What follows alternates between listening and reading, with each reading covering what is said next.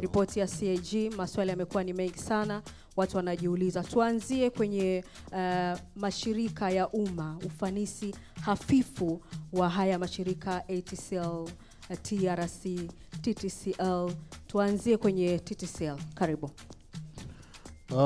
Labda kwanza niseme maelezo tu ya jumla kwamba moja, kwa mujibu wa katiba, mkaguzi na mdhibiti wa hesabu za serikali akishafanya kazi yake anamkabidhi Mheshimiwa Rais, ili kisha Mheshimiwa Rais aweze kulikabidhi bunge liweze kujadili. Kwa hiyo ikifika wakati wa bunge kujadili, pale sasa ndipo inafunguliwa ile ripoti, inakuwa kwa matumizi ya umma.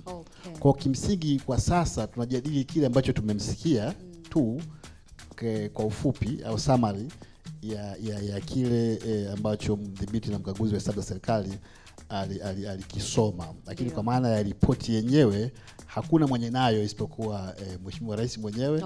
Na kama ni bunge limekabidhiwa lakini bado haijakabidhiwa rasmi. Kwa hiyo kimsingi kuna limitation fulani kwenye kiwango cha kujadili, kwa maana kwamba tunajadili ile taarifa ambayo tumeipata pale bila kuwa na taarifa za kina. Hilo jambo la kwanza. Jambo la pili ni uzoefu wa siku zote kwamba kila mdhibiti na mkaguzi wa hesabu za serikali anapowasilisha taarifa yake huwa inazua mjadala mkubwa, kwa sababu siku zote lazima kuna issues ambazo